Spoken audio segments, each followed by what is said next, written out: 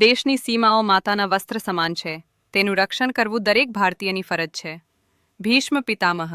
નમસ્કાર દર્શક મિત્રો, સરહદ ન્યૂઝ ચેનલમાં આપનું સ્વાગત છે. હું અનિતા ગોસ્વામી.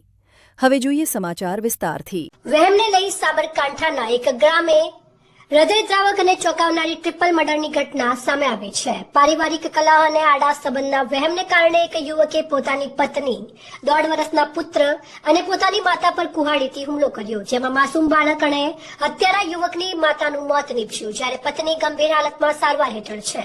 આ ઘટનામાં હત્યા કરનારા યુવકની પણ તેના ભાઈ અને કાકીએ મળીને હત્યા કરી દેતા ચકચાર મચી ગઈ છે. તો પોલીસે બેની અટકાયત કરી વધુ તપાસ હાથ ધરી છે.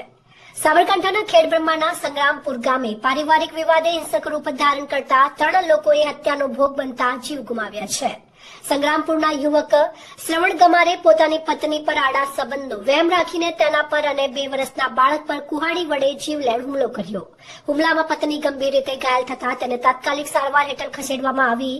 આ ઘટનામાં શ્રવણે પોતાના 1.5 વર્ષના પુત્ર પર પણ કુહાડીના ઘા ઝીંકી તેની હત્યા કરી નાખી.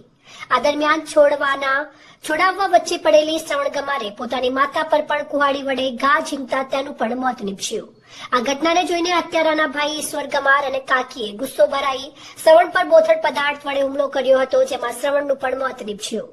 આ ઘટનામાં બાળક, યુવતી, માતા અને હત્યારા યુવકની એમ 3ના મોત થયા છે, જ્યારે પત્ની હાલ ગંભીર હાલતમાં સારવાર હેઠળ છે.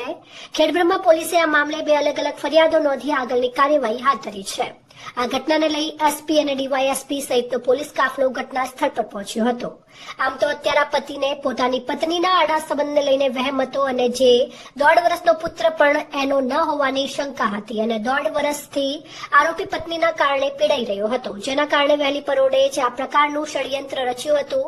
નોંધનીય છે કે પત્નીના આડા સંબંધોની આડમાં આ પ્રકારે પુત્ર અને માતાની અને પત્ની પર કુહાડીના ઘા ઝીંક્યા હતા, જેમાં પુત્ર અને માતાનું મોત થયું. તો હાલ પત્ની પણ જીવન મરણ સાથે ઝોલા ખાઈ રહી છે, એટલે કે પતિના મનમાં વહેમનો કીડો સરવડ્યો અને આપ્યો હત્યાને અંજામ.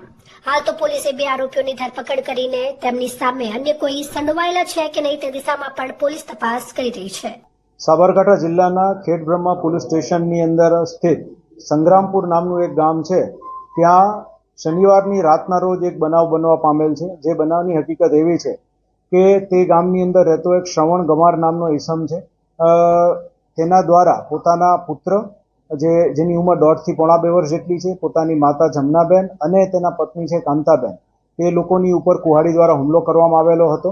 અને આ જે કોલાહલને જે બનાવ બન્યો તે સાંભળીને ત્યાં પાડોશમાં જ રહેતા એના પોતાના ભાઈ ઈશ્વરભાઈ તથા કાકા રામભાઈ સાંગણભાઈ, તેના કાકી અડધીબેન તથા સંગીતાબેન જે એના ભાભી થાય, એ બધા એકદમથી બહાર આવી ગયા હતા. અને બહાર આવીને જોતા જે આખો જે કુહાડી મારવાનો જે બનાવ બનેલો હતો, એમાં કુહાડી તેની પાસેથી લેવામાં ફર્ધર ઝપાઝપીને એવું થયું. અને તેની અંદર 2 લોકો જે છે, જે અત્યારે પ્રાથમિક માહિતી છે તે મુજબ ઈશ્વરભાઈ અને અડધીબેન દ્વારા કુહાડી અને લાકડી દ્વારા શ્રવણને પણ મારવામાં આવેલો. એમ ટોટલ આખા બનાવમાં 3 લોકો જે છે એ આગળ જતા મૃત્યુ પામ્યા, જેમાં શ્રવણ દ્વારા એના જે દીકરો છે નાનો કમલેશ, 1.5 થી 2.5 વર્ષનો, તેનું તથા તેની માતા જમનાબેનનું મૃત્યુ નિપજાવવામાં આવેલું હતું. અને તેના પત્ની છે કાંતાબેન જે છે એ પોતે અત્યારે હોસ્પિટલાઇઝ છે અને સિરિયસ છે. પોલીસ દ્વારા જે છે 2 અલગ-અલગ ગુના દાખલ કરવામાં આવેલા છે. બંને ગુનાની અંદર એઝ ઓફ નાવ જે એક આરોપી જે શ્રવણ બને છે, જે પોતે પણ મૃત્યુ પામેલ છે, અને અન્ય જે 2 આરોપી છે ઈશ્વરભાઈ અને અડધીબેન જે છે, તેની અટકાયત કરી તેઓની પૂછપરછ હાથ ધરવામાં આવેલ છે. અને તે આગળ જતા પૂછપરછના અંતે તપાસ આગળ કરવામાં આવશે. આ અત્યારે જે પ્રાથમિક આપણને માહિતી મળી તે મુજબ જે શ્રવણભાઈ જે છે એને સતત પોતાની પત્ની ઉપર વહેમ રહેતો હતો અને તેના કારણે તે લોકો વચ્ચે છેલ્લા થોડા સમયથી વારંવાર ઝઘડા પણ થતા હતા. અને એ વહેમાઈને તે આ ઝઘડાની અંદર તેને આ રીતે હુમલો કરેલો છે.